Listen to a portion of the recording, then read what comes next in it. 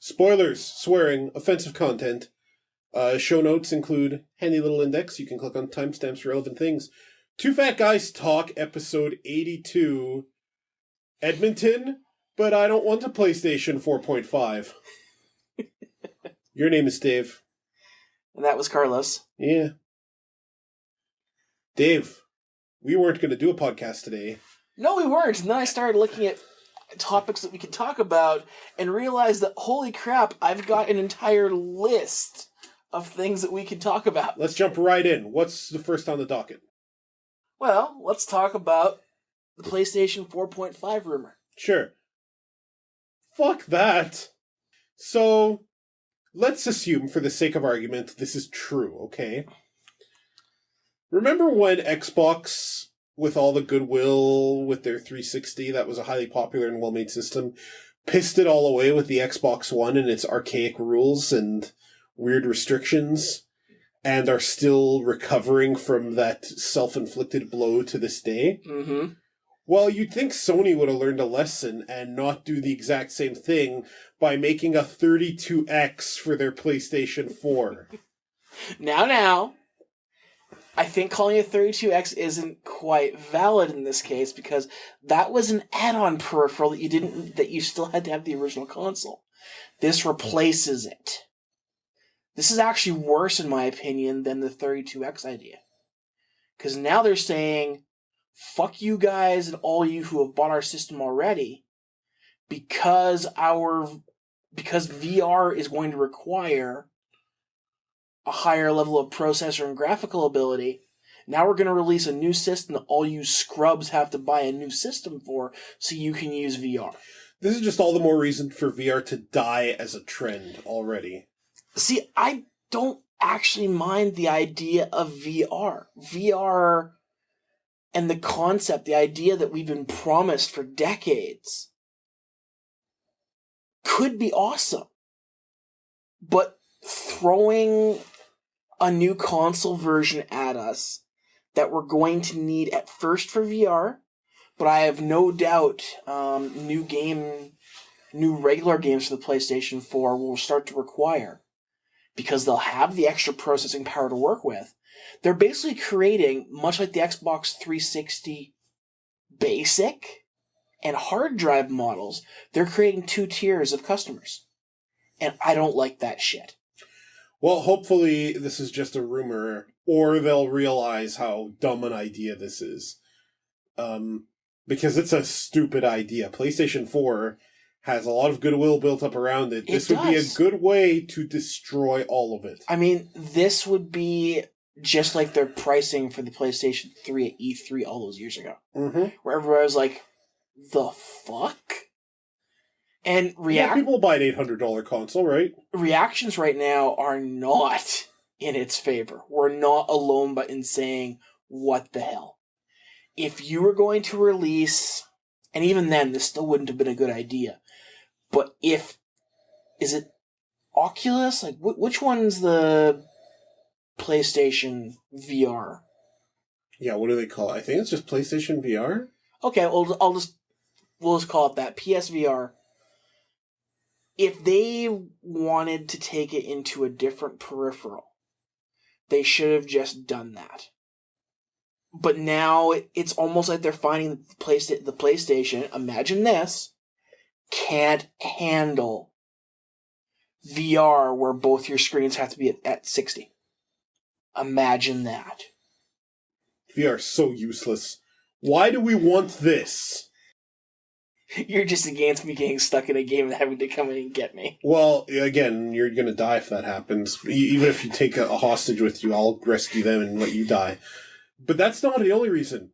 For realsies, what's the appeal? Like, if we can't get it to holodeck level, why do I care? What's wrong? Even if we had holodecks, I still want to play video games on a screen. People act as though the only reason we had traditional video games is because we couldn't do better right away. And while there's a tiny grain of truth to that, the truth is we found that game mechanics actually translate very well to these archaic systems, to the point that we try to update them and their graphical fidelity and improve how we make what were thought to be archaic games all the time. Why do we need to okay, I get the innovation, but why does it need to be VR? Why does it need to be 3D? Why does it need to be motion controls? Not every innovation is worth it. Not every attempt to make it an experience is worth the trouble. And it's fine and dandy when they're niche, but when they become trends, when they become something that affects how I can enjoy the games I like, I start to get a little lift. I love the idea of VR. I even like the idea of 3D. Like, I play on my TV because I can't play on my monitor, but I played a few games with 3D turned on and actually enjoyed them. Like playing Arkham City with the 3D on. That was actually kind of neat, getting the extra, depth to everything. Standing on the edge of a building and looking down, I actually experienced vertigo from that. Now, that might not be everybody's cup of tea, but unlike 3D movies, having the ability to do 3D in games, it's not for everybody. And they don't try and force it down our throats. But for those of us who actually enjoy it, it is neat. VR is the same thing. Like, I would love the idea of playing some games in a VR kind of visual setting. We're very far away from a holodeck sort of thing, so I'm not even counting that. But VR is a step forward in some ways of like, I know it's not your sort of game, but games like Journey. This conversation gets more and more gross as time passes. Yeah. Shut up and listen.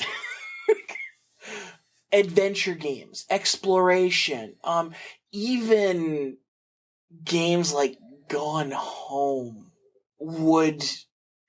Okay, let's just take out my Gone Home comment there. No, let's forget that. But adventure games, puzzle games, like, I can see how games like that would be enhanced through a VR experience kind of thing.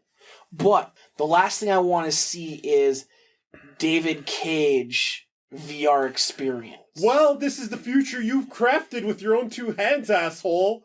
Get ready for David Cage style VR games. Possibly by David Cage. I'm sure there will be. I just don't want that to be the benchmark. You just mentioned all these garbage game types that VR is going to make better. And then you're like, I just hope there aren't garbage games on VR. No. It's all... This future is disgusting that we live in. This is a bleak, horrible future. Anyway, we will see what it turns out to be. Frankly, I see VR being populated greatly by, like, shooters. Sure. I'd rather look at a TV.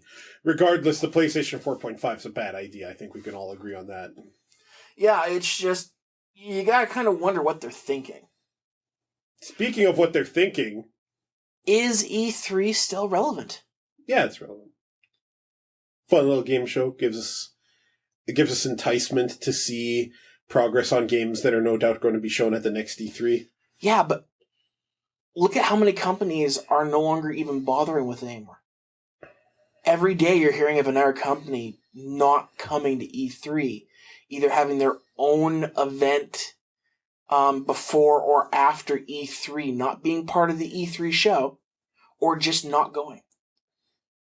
More and more, like, this isn't the E3 crash of a number of years back where, the show almost shut down because of money. This is, everybody's realized they really don't need to be part of the E3 experience anymore.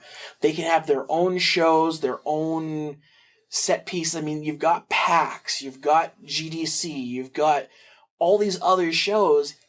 E3 is becoming less and less relevant as a marketplace where all these companies feel they have to come to show off their new stuff. Like, I mean, is it losing relevance? Probably. Is E3 relevance entropic? Oh yeah, for sure. Is it going to die out anytime soon? I don't think so. I think there's still enough of an interest in this yearly gathering and the keynotes, and we still have companies that submit keynotes for it. Some better than others. I won't mention any names. But you are right. There are lots of companies that just do their own shows and find their own success, like BlizzCon, for instance. Blizzard isn't going to go to E3 in any meaningful capacity because they have their own thing. And they can even skip years sometimes. They don't care. Same with QuakeCon, right? So is it losing relevance? Yeah, but it's still relevant, I think. But more and more, it's seeming like E3. I don't think E3 is going to make out the decade the way it's going. That's a bold claim. I don't think so. I mean, again, every day you're hearing about another company not going. I mean, ultimately, what do you have left? You've got Microsoft, Sony, Nintendo. Mm-hmm. Less Nintendo these days. They do their own thing remotely. But Ubisoft is out. Disney's out. Who else is pulled out? Like a whole bunch of the indie devs have completely jumped out of doing things. You've still got Bethesda. Gross. I thought I'd throw that out just for you. But I can't think of too many others that are showing up anymore. EA pulled out as well. So you've lost Ubisoft and their keynote. You've lost EA and their keynote. You've got the three mains. So nothing of value was lost, is what you're telling me.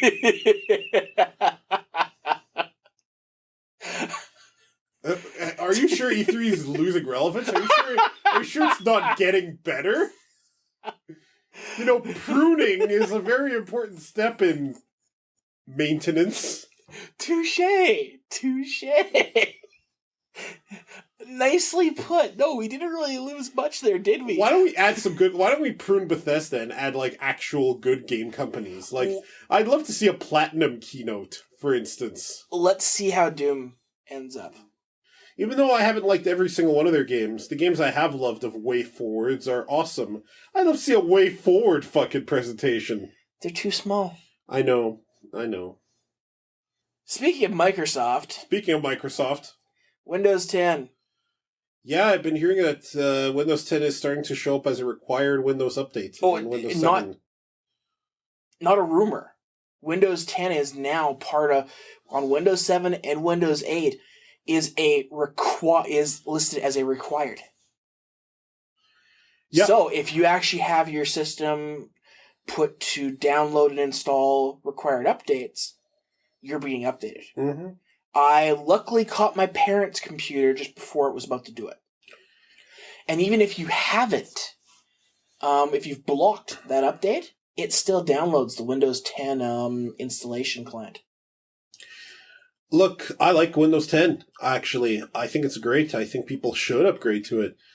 I don't like the forcing of it at all. That's disgusting. I've got a couple problems that I've mentioned in the past about Windows 10. I don't like trying to force people. Mm-hmm. I also don't like the amount of information that they are taking from our computers and not telling us exactly what they're taking. Sure. I do not believe for a second that they should be able to take file partition information from your computer. It's none of their business what I've downloaded, what I've called files, etc. What I jerk off to is between me and Kleenexes. Sure. Sorry, let me rephrase that. Me and tissues. Anyway. This podcast is brought to you by Kleenex. No, it isn't. No, it's scummy, and Microsoft just needs to back the fuck off. They're succeeding right now. They're making... People were actually starting to trust them a little bit more, and now they're pulling this shit. Not a good... I'm going to have to upgrade one of my MSDN versions of Windows 7 to Windows 10 before July 29th for the free upgrade. But I'm probably still going to end up buying my own copy because I'm going to be changing my hardware. And it's only good for this hardware. That's another thing that people don't actually tend to understand right now with the upgrade is it's only good with the motherboard and processor that you've got right now. If you update them, the Windows 10 upgrade no longer works. And that I find kind of scummy as well. Mm-hmm. Super scummy. Look, I have my grievances with Apple, and I fell so out of love with them and a lot of the shit OS 10 does. The fact remains, every time they release a new OS 10, it's free now. Yeah. They haven't charged for any version of OS 10 for years and years. And even when they did charge, it was less than $100 for the full version. Yeah, and I mean, Microsoft's trying to promise that this is what they're doing with Windows 10. Mm-hmm. But again, I shouldn't have to download and do research on programs to block their information gathering. Yep, for sure. It's scummy and gross, and like I said, between that and VR and PlayStation 4.5s, we live in a shitty future. We are in the future, as established by our context. We were both born in 79, and thus the present was 1996. So we are in the future, and it's horrifying. Like, dangerous mutants walk the street, and Windows 10 steals our brain. Speaking of brainless... And Donald Trump might become U.S. president. I mean, like... Sorry, speaking of brainless... Hey, you were going down the right path for brainless, but speaking of brainless... Street Fighter and rage quitting.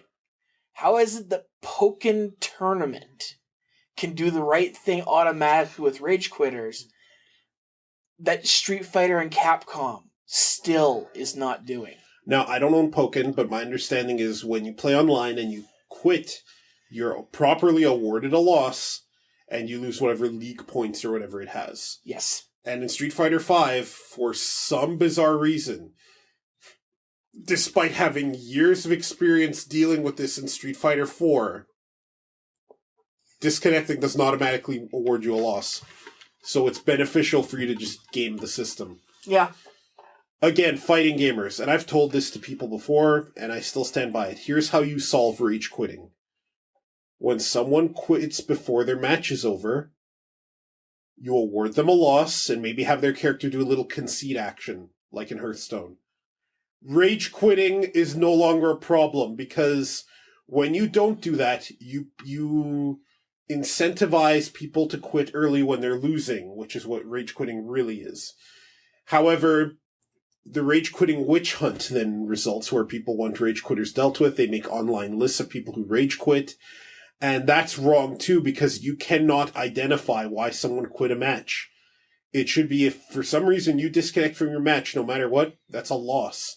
And the other person should take their win and shut the fuck up about it. Yeah. That's how it should work. I don't get why there needs to be rage quit jail for, like, if a person disconnects a lot, they're only paired with other people who disconnect a lot. I don't see the point of that. I don't see the point of needing to do updates after the fact and punish people who quit a lot. Why are you even giving them the opportunity for that? These are video games. You should not be like an MMO and rely on your TOS to stop cheating. That should be in the game, because part of the beauty of video games is testing the limits of that world. When we test and push the limits of the real world, that makes us assholes, because in the real world, people suffer. That's why it's awesome to have this in our virtual environments, but when we can't even do that there's something very wrong. I heard good things about Pokken Tournament, and I've seen good things. A lot of the videos I see, I like how the general flow of the matches go. I like that Pikachu has Heihachi's moveset for reals. And I kind of wish, I was looking at it, I'm like, I kind of wish the next Smash game was just this. I read a review, I think it was by IGN. Oh, gross. And the only reason I saw it was because it was being called out for saying that the mechanics were... 8 out of 10. The only con listed is overwhelming mechanics. Thank you. Yes. I saw that, I'm like, what the hell? Reviews are a sham, people. They're not entirely a sham, but they're a sham. certain people give their opinions quite well. Totally okay to take a cross-section of opinions from people whose opinions line up with yours and kind of deduce if you want something. That's okay.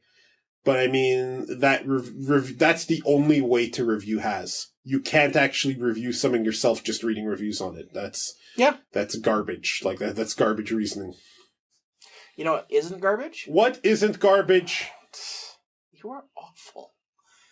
The potential for crossplay.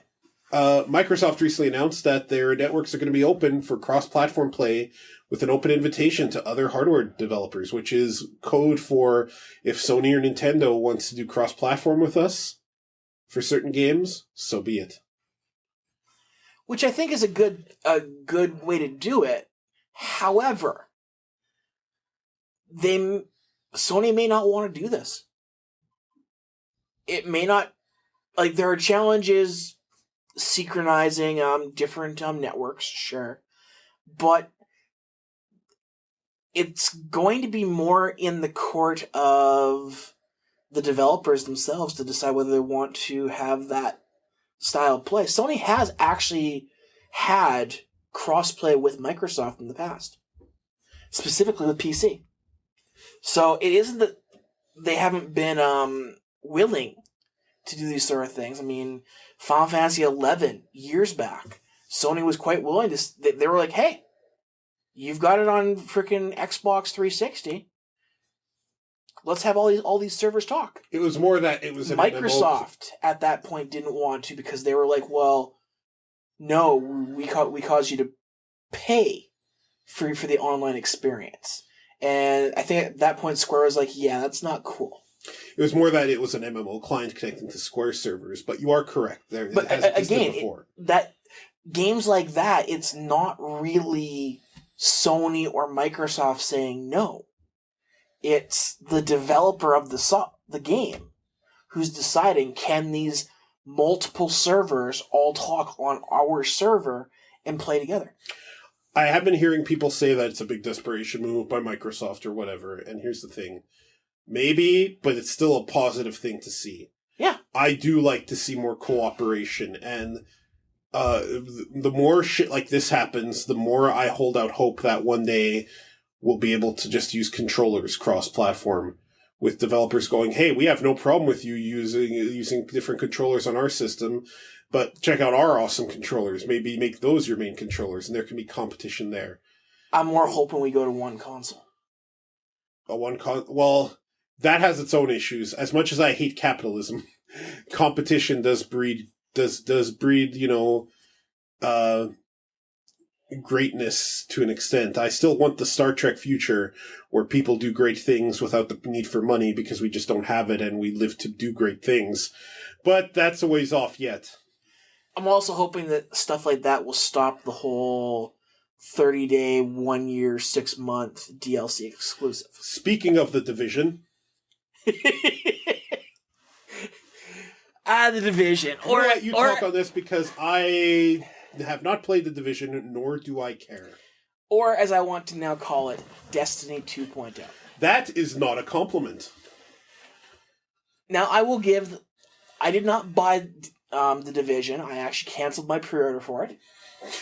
Because the day before release, they announced exclusive DLC, timed exclusive, for the Xbox One.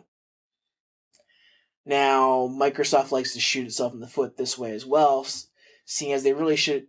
They want to try and tell us that they consider the Xbox One platform and the PC platform to be one now, because they want to do a lot of integration. Mm-hmm. But when they tell me that there's still timed DLC for their console over PC, fuck you. So I canceled it. Because I was a little bit curious. I've since been able to borrow a friend's copy and play it a bit. And it's fucking Destiny. I mean, it's got a good selection of single player story to it. But again, they don't have Dinklebot. Or Dinglebot, rather. Okay. Though, you didn't play Destiny too much. You know your little ghost guy, the guy who voices it, Peter Dinklage.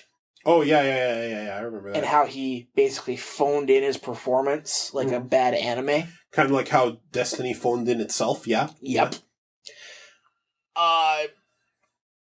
Just like that. I mean, ultimately, it's the same thing. It's go into your mission, kill some guys on the way to the objective, and then do horde mode for a couple waves, and then either the mission's done or you go back to the start. Rinse, repeat, 28 story missions. And then, if you really feel like you're not getting enough gameplay, you go into the Dark Zone, which is the PvP/objective area where if you manage to kill a guy and get some sweet loot, you take it back to the extraction point, call for an extraction, and while you're staying at the extraction point, hope that nobody kills you and steals your shit. I'm already falling asleep to this description of this game. Like, but here's the thing. This is a success on your part then, because you're trying to not sell me on it, and it's working.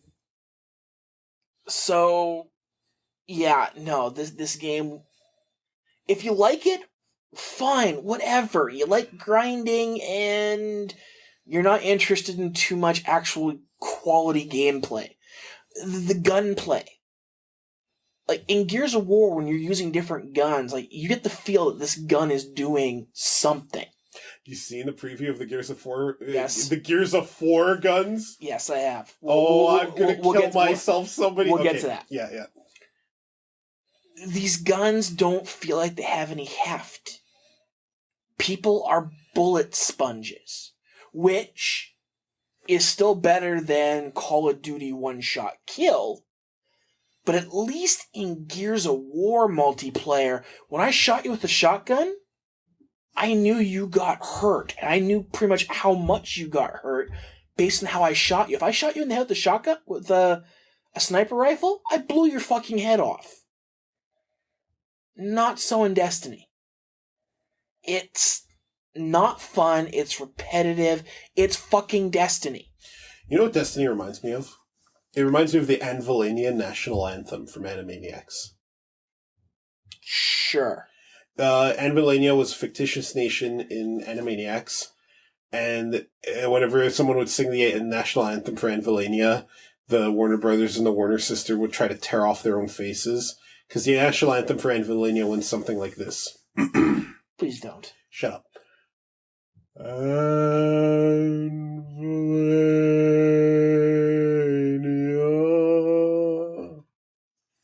Where's my hammer?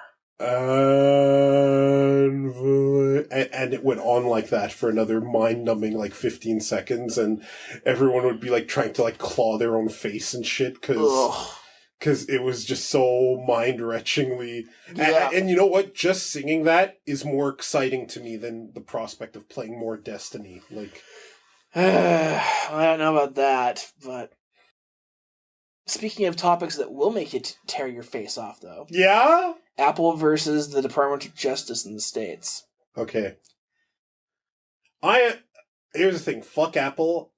I fell in love and then out of love with Apple over the course of my life more than once. Right now I'm back in my fuck Apple and everything it does phase. However, I am firmly on Apple's side on this one. We have to be. Yeah. I mean, this is ultimately a good versus evil. This is good. This is. I would argue this is evil versus far, far worse evil. So I'm supporting the slightly less evil side. Right now, Apple is Dr. Eggman, and the Department of Justice is I don't know, fucking Cthulhu. Look, I'm helping Eggman, okay? I mean, we only want to hack one phone, and by one we mean every single one. Yeah. And they've got to win this. I'd like to hear from Dave on this. Well, there's not really much to say. Apple's got to win this. Yeah, I got to win. Because if Apple cannot give their code or a backdoor to the DOJ, or else what happened to BlackBerry 6 or 7 years ago in India or whatever. Well, I'm just talking what ended up happening to their company. Yeah, I mean, they gave the backdoor to India, and BlackBerry has practically died. I mean, people keep on trying to tell me that they're doing better these days, but they just got sold, and they're losing people every week, and their actual share of the cell phone market has shrunk because nobody trusts them. And gee, I wonder why. If you're willing to give backdoors to one country, you're giving backdoors to every country. And it's so... I kind of want to say that the Department of Justice has got to be fucking kidding me, thinking people are fooled by this. The problem Trump supporters. Yeah, people are still fooled by this. Like, how much evidence, hard evidence, is out? Entire books written, entire journals published, entire mountains upon mountains of evidence that the Department of Justice, the FBI, the CIA, the American military-industrial complex is monstrously corrupt and is responsible for more death, destruction, mayhem, and misery than just about any other force in history. And I'm counting the Spanish Inquisition on this one. Like, there is so much to tell us. Don't trust the Department of Justice. And there are still people who are like, well, Apple's got to fold. It's for our safety and security. It's like whenever people defend police. Yeah, these are the same people who are Republicans. No, that's not always true. As a diehard, bleeding heart, tree-hugging liberal hippie, even though I hate nature, there are a lot of liberals who are adamant supporters of police and military and are actually monstrously bigoted people. Sure. In fact, fucking, there's a lot of, to very briefly bring an outside topic in, it's liberal camps where a lot of shit like trans-misogyny and misogyny period and men's rights advocacy come from. It comes from atheist liberal men and some women, alarmingly enough. So liberalism there are tons of Hillary Clinton and Bernie Sanders supporters who probably firmly believe that the Department of Justice is in the right. I just want to bring out that it's not all Republicans. Oh, sure. It's not all anybody. But it's mostly Republicans. Like, it's alarming. It's alarming to say the least. The title for this one should have really been "What a Bleak, Horrible Future We Live In." In fact, I might retroactively go change the title of this. Sounds good. Speaking of bleak, Nintendo. Well, okay, you're gonna have to narrow that down. I wondered if you might call me on that. 3DS emulation for the Super NES. Now, you mentioned this topic, and I had no time at all to actually research this because I was putting finishing touches on my novel. More on that later. So what is this that you're talking about? Okay, so Nintendo is limiting the ability to get the Super NES Virtual Console games to the new 3DS. The one with the extra thumbstick? Yes. The one I have? Yes. Okay. Because, supposedly, they can't emulate the games properly on the old 3DS. Pardon? Yeah, exactly. Thank you. Now, here's the problem with this. My Game Boy Advance, my what was the one after that? The DS. Those consoles themselves could emulate at 60 frames Super NES games. The Game Boy Advance could not properly replicate the sound. That was the one thing the Game Boy Advance did not have over the Super Nintendo. It had an inferior sound chip. The DS absolutely had a superior one. That's correct, but I'm just talking their bullshit excuses here that it can't replicate properly 60 frames per second games. Now, in the case of, I know the game you're talking about, Final Fantasy VI. Yeah. And a couple other games. That was a lazy port, but I mean, the Game Boy Advance's sound chip literally was not as inferior. Good. Absolutely. Yeah. But it could still do it. It could. The sound was a close approximation. The graphical fidelity should be exact. Exactly. So, trying to tell me that the original 3DS doesn't have the computing power to download and play Super NES games is simply bullshit. It's them trying to force people to upgrade to the new 3DS. I don't believe for 1 second that the Super Nintendo has anything about it, including aftermarket expansion chips on cartridges like the Super FX chip and Capcom's special chip. I don't believe for a fucking second that any of that even taxes a Nintendo DS's software emulator, let alone a 3DS, let alone a new 3DS. I don't believe for a moment that the system even gets warm playing one of these games. But that's Nintendo's excuse for why it's limited to the new 3DS. I could almost buy the frame rate thing if there was some weird hardware that made 60 frames per second physically impossible, because funny enough, most NES and Super NES games ran at 60 frames per second.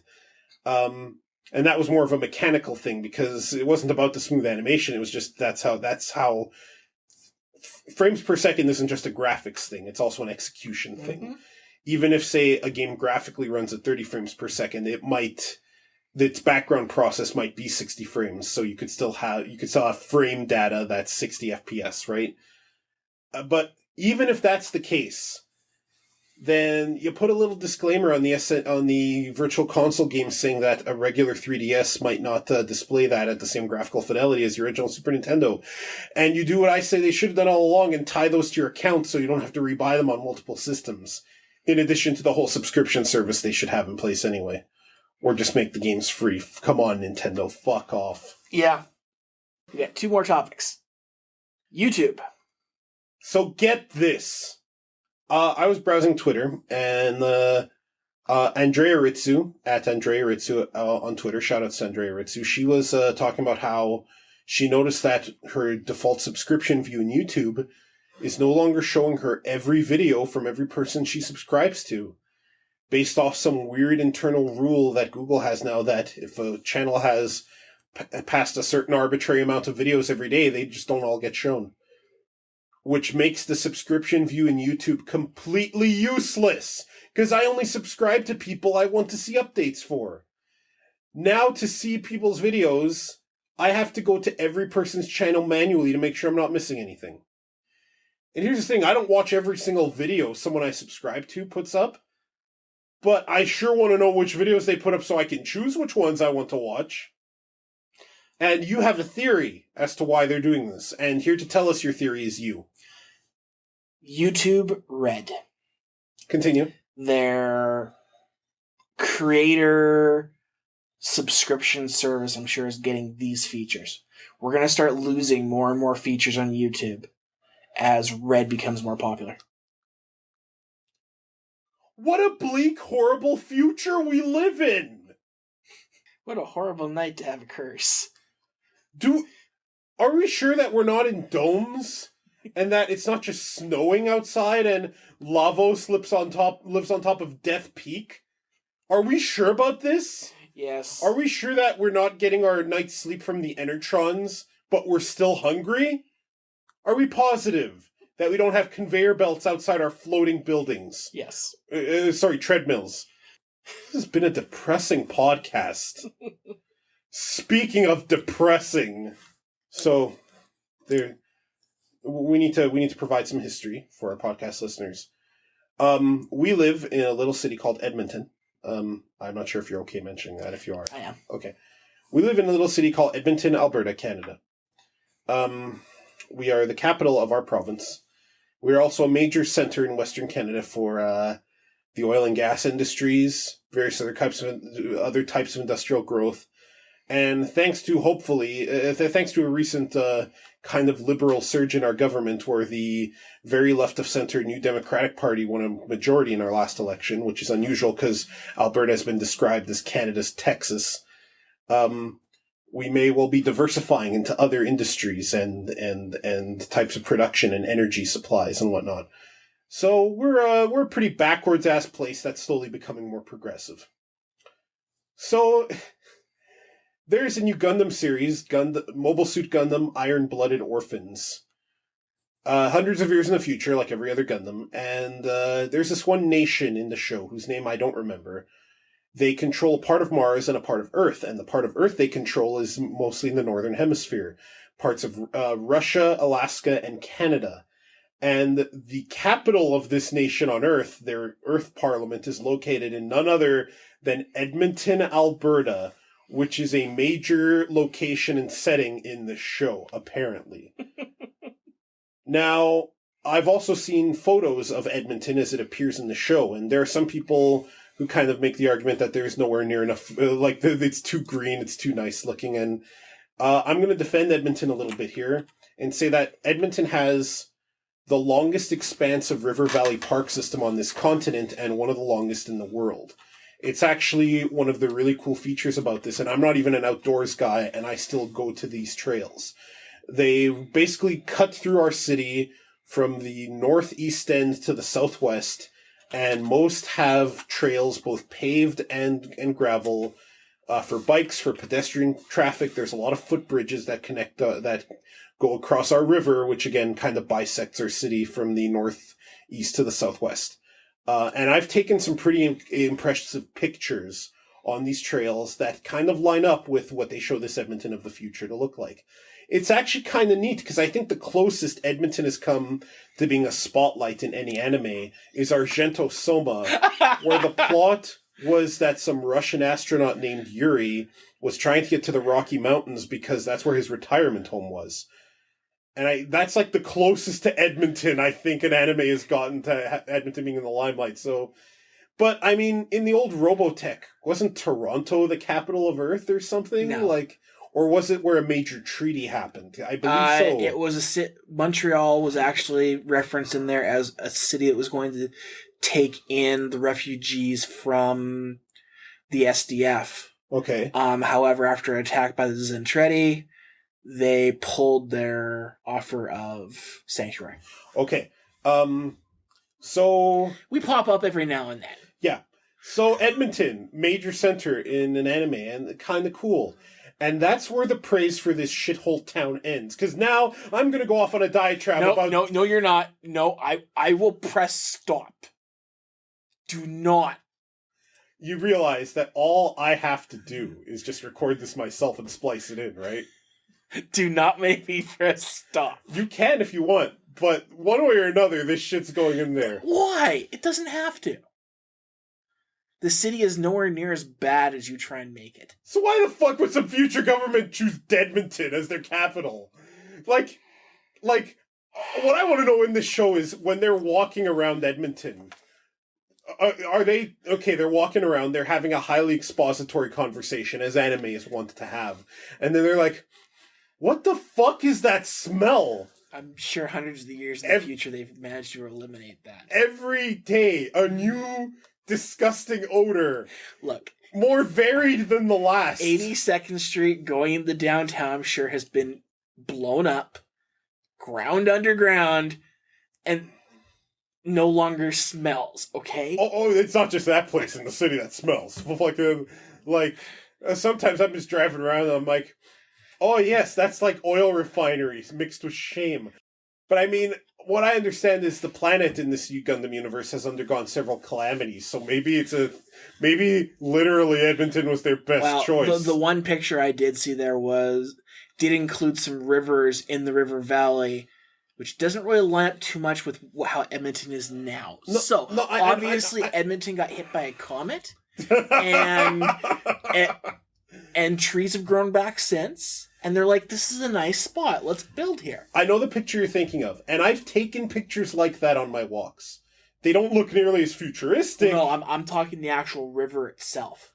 Oh. We have nowhere in and around Edmonton that does that whole split of river with giant island. No, there's a couple places. Not like that. There's a couple places. Like, it's not giant, but they're around. But not... And yeah, you make a good point. By then, they could have terraformed this shit, exactly. Right? Like, okay, real talk, it's neat to see our hometown be featured like that so prominently. It's just that it's so funny, too, because obviously I'm a lot more cynical of the city than you are. Yes. You love Edmonton way more than I love Edmonton. Because, and I don't say this, I don't say this as any kind of insult. I think you're probably a little more conservative than I am in a lot of ways, and maybe not in others. So it's always felt choking living here because of the 40 plus years of Conservative Party rule, which only recently came to an end. So it's neat that it's happened. It's just, I find it funny that this shit town is somehow the capital of some important nation in Gundam. Like really, that's a bleak, horrible future. Holy shit. I think we've reached the end of our topic list, and we need to get to we have a voicemail. We have at least one from Chris Weston. Shoutouts to Chris. Chris Weston, he and I have... Chris Weston does these gaming flashcasts where I'm frequently a guest on them, and he has some others. I don't know if he lost the video for the last guest he had. I remember him mentioning that he might have, but... Anywho, he has a voicemail for us, and I have no idea what it's about. I sent it to your email. Let's listen. Hey, Carlos. Hey, Dave. I got a question for you. Recently, Microsoft shuttered Lionhead, pretty much canceling Fable Legends, which looked to be pretty near complete.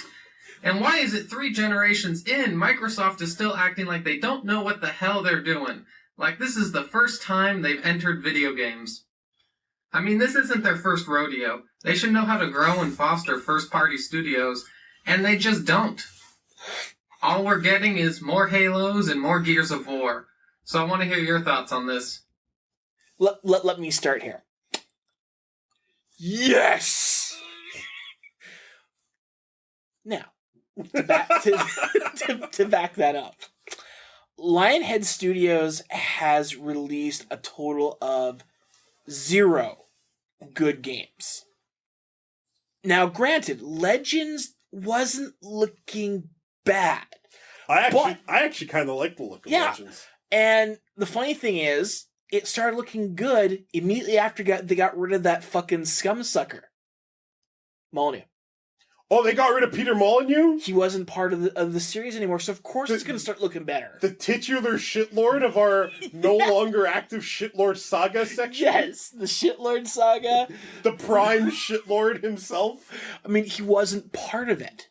So of course somebody on Microsoft's side would have no faith in what was going on there. It just... Microsoft is one of the 3 worst companies to have your studio bought by. You're not wrong. EA and Ubisoft are the other 2. Oh, the because horror. If EA buys you, then you're fucked either way. Microsoft has had the last 2 I could think of that they bought was the ones who were doing the BattleTech game, FASA. Okay. They had a studio that had brought out multiple profitable MechWarrior games. And what did they do? They had them make Shadowrun.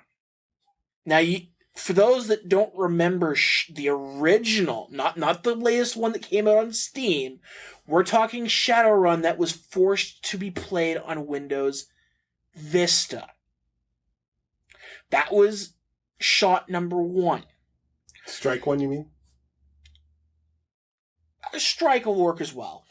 Or is the analogy here that someone's been shot once and are still able to move and function? That was definitely the bullet to the kneecap. The bullet to the head was the fact that they made it a shooter. And a generic-ass, rushed shooter. Again, studio that has made multiple MechWarrior games, which are basically shooters where you're driving fucking mechs. and you waste them on a generic-ass shooter to try and bring back fascination with a old book/tabletop RPG game that has really nothing to do with walking around shooting people. I would argue the MechWarrior games were more like TIE Fighter and X-Wing, but in mechs. They were more like a simulator where there are mission objectives and your control of your mech was a little bit more involved than just WASD. Oh, yes, absolutely. But still, they had talent in this studio. They had made millions on these games. The talent was there. They had made multiple expansions. They had just brought out MechWarrior 4 and its last expansion, and we're doing good even under Microsoft. And then somebody comes along and it's just like, oh, well, here's Shadowrun. Make this generic-ass shooter. And then what happened right after that? They shuttered it. The same thing happens often with movies, and it's one of the things I dread if I ever do make it as a screenwriter, is having some executive come along and telling me that, okay, listen, every character in your movie is now a blonde, blue-haired male, and their pets are monkeys. Also, the cars have to smile. There is a real Hollywood story about the people who worked on the Herbie Love Bug remake, where an executive told them the car had to smile at the end. The car had to smile. And they had to do it. Here's the sad thing. Wouldn't be the first time that Herbie smiled. Okay, I think you're missing the point.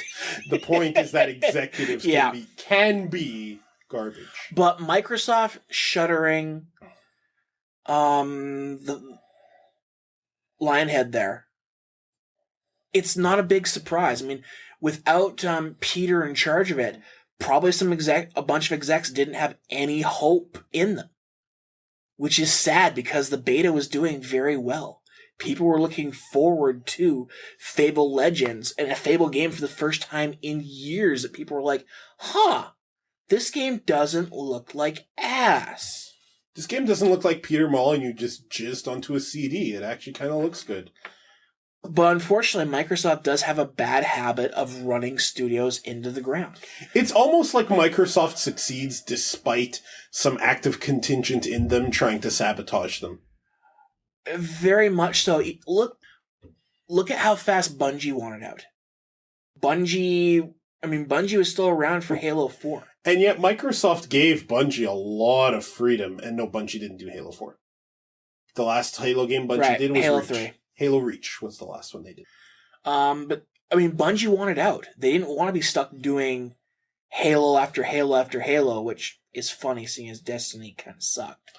Destiny was like shitty Halo. Yeah. We don't have the freedom to make Halo shitty. Microsoft seems to take good studios. Rare. I'm going to argue Rare was not a good studio. Rare is one of the most overrated fucking studios made. Yeah, they've made good games. They've made Battletoads. They've made the Donkey Kong Countries. They made Cameo. I never played Cameo. I heard good things. And I played enough of the Perfect Dark games and GoldenEye to know those were good games too. But I mean, they've also made some real trash, even all the way back to the Nintendo days. I don't think people remember that the Killer Instinct games before this latest one actually sucked.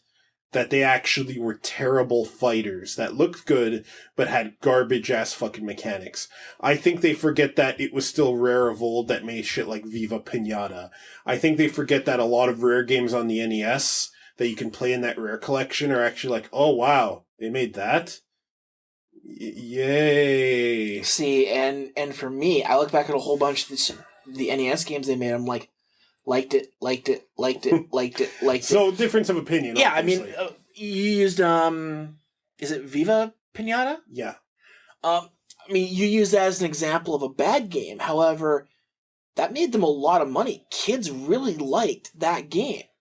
It wasn't for us, obviously, but Rare was still doing good work. I mean, they did, what's that? Badmouth, Conker's Bad Fur Day sort of stuff. They did good things, but what's Rare doing now? I argue their N64 games were never anything special. I never a lot of played people, the N64 games. A lot of people love Conkers. They love the 2 Banjo games, and they love Donkey Kong Country 60 or Donkey Kong 64. I hated all 4 games personally. I thought they were all sniffing their own farts. I thought that they were all horribly convoluted, messy piles of crap. And anytime I would want to play one, I'd be like, can't I just go play Donkey Kong Country 2 again? That's a good platformer. I skipped most of the games in the N64, so I can't say other than Conkers, I didn't really mind for that. But Microsoft does not have a very good reputation for keeping studios alive and doing what they do well. Mm-hmm. I mean, yeah, we have difference of opinions on their NES days and everything else, but for Rare. I mean, I remember, back when we were in college, one of those business fair things that we went to had Microsoft there, and they were talking about, they're bringing out the Xbox 360 soon, and how great it's going to be, and they even gave us that whole health monitor phone thing they were talking about, where you could phone the hospital and they'd be able to look up your information, your location, and all that bullshit spiel for back then. But that was where they actually announced Cameo from Rare. And it was supposed to be their new mascot. Now, Cameo didn't do bad, but it was another one of those games where it came out, it did decent, and then Microsoft basically told Rare to forget about it. There was no sequel plan, there was no nothing. It was just, okay, moving on, we're going to have you start doing this other stuff. And what has Rare done since then? It's done a fucking pinata game. Banjo-Kazooie nuts and bolts. Exactly. I mean, where they had this really neat elven chick who basically turned into different monsters to get through these stages and fight back against her sister. Like, it actually had a really neat story to it. And I mean, it had puzzles that you go back and forth between different forms, and it was very Metroid on GameCube. Metroid Prime? Metroid Prime-ish. Except you're not, first person. You're still third person. I argue that Batman Arkham Asylum was very Metroid Prime-ish as well. So yeah. So, I mean, it was actually the reason I bought the Rare collection for Xbox One. Because I wanted to go back and play it. Sure. A good collection, by the way. Yeah. Even if a lot of Rare games weren't my cup of tea, there's just so many there that are good. The price is right. So, to answer your question, Chris, because I know I've been rambling a little bit, Microsoft, I do believe, does not have much faith in its games section of the company. That has changed over the past couple years, though, because now they're starting to focus more on both the Xbox as well as the PC. When they said a couple years back that they were going to start focusing more on games on PC, I outright laughed, because Microsoft kind of builds the operating system and then says fuck you to everything else. I view Microsoft, even all the way back to the Xbox One days, I kind of view them like a Bruce Banner. Or by Xbox One, I mean the original Xbox. Yeah. I kind of view them as a Bruce Banner or a Cable. They're this great hero debilitated with some crippling affliction that occasionally makes them destroy everything around them, aka the Hulk and Apocalypse's techno-organic virus, respectively. That's who Microsoft is. Microsoft Gaming is like. Yeah, like, Microsoft has not been a gaming operating system because they've made it for gaming. In fact, a lot of the things that Microsoft has done has been debilitating towards gaming culture and graphics and drivers and everything else. They've made it harder. I mean, look what they do with DirectX and sound. Oh yeah, I remember the DirectX versus OpenGL days when every game dev on the planet said, just fucking use OpenGL. And they're like, nope, we're using our own set of tools, DirectX. When Windows 7 / Windows Vista, Windows Vista especially, came out, and then Windows 7, the DirectX and the way that they actually encoded the audio drivers completely fucked up all 5.1 surround sound software. They actually had to start coding special software to get around Microsoft's sound encoding. That reminds me of, there are certain XNA games on Windows that there's a bug that if you play them full screen, there's lag. If you play them in window mode, there's not. Remember that one game that had the disclaimer right on it that we were playing? Well, how do we find out about that Mega Man one? Yeah. That other game. That other game. I mean, then we played it windowed and we're like, holy shit, we can react? Yeah. Yeah, I should go back and try that now. It's updated a whole bunch. Now that we can react to things in real time? Yeah. So, Microsoft is not exactly our friend when it comes to games. And for game studios, hearing Microsoft has bought you out is one of the things that you really don't want to hear. Yeah. Microsoft... I mean, even look at properties that Microsoft buys. Like, I don't know how I feel, but I want to play Gears of War 4. Mm-hmm. I really do. Yeah. But the fact that Microsoft now owns it and Epic's not doing the games kind of scares me. They did a good job with Killer Instinct, but they left it to actual fighting gamers to actually do it. Let's talk briefly about Gears of War 4. Do you have anything else to say about No, Chris? I think you answered it. Chris, thank you for your voicemail. Microsoft is not our friend, but Chris is ours, and you can be our friend too. If you go to twofatguystalk.com, there's a little send voicemail link on the right side. It doesn't appear in the mobile version, and I'm trying to see if I can fix that. You can always just send us a voicemail if you want, or just leave us a comment. If you leave us an actual text comment, we'll count that as mail and we'll answer your question. Yeah, and if you even leave your comments on one of our videos and ask us a question, we have been responding to people on our actual YouTube and webpage, including some people who don't like us whatsoever. We've gotten some flack from people who tell us that we should be quiet and our opinions don't matter, and then I'll go watch one of their videos and I'll laugh and laugh. Do we have anything else to talk about on this podcast? No, I think we've pretty much run out of topics. This has been episode 82. What a bleak, horrible future we live in of Two Fat Guys Talk. TwoFatGuysTalk.com is your home on the web for more of this. CarlsonDaveAnimeRave.com is your home on the web for our other show, Carl's and Dave Anime Rave, where you can watch us review anime and bitch about copyright strikes and stuff. Dave, do you have anything you want to plug? Nope. Can I plug something? Go ahead. Okay, I got another podcast I do on my own called Tales from the Orbis Ethereum, ORBISAETHERUM.com. It is a serial podcast that I update once every 2 weeks, and it's an ongoing story in my own universe. An ongoing a serial podcast, if you will, although it's not Serial, the podcast, that's a different thing.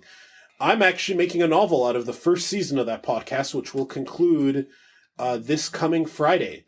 And the novel version of it, nothing will contradict the podcast, but it will expand upon and build upon things, and there may be different angles and perspectives on certain events. I have no idea when this is actually going to go out. Right now I'm looking for beta readers, but it is full-sized. I mean, it's the scripts I used for my narrated podcast, but changed up to read better because I wrote those mainly to be voiced by me. I'm excited for this. Stay tuned to my site and to my Twitter at HandsomeFatMan for more news on that. You want to plug your Twitter, or are you ever on there, Dave? I'm on there like once a month. It keeps me sane. Is it at the Dude Hack? It's at the Dude Hack. And our joint Twitter is at Two Fat Guys Talk. Dave? I wanted to end this with something funny or gross. And I can't think of anything whatsoever.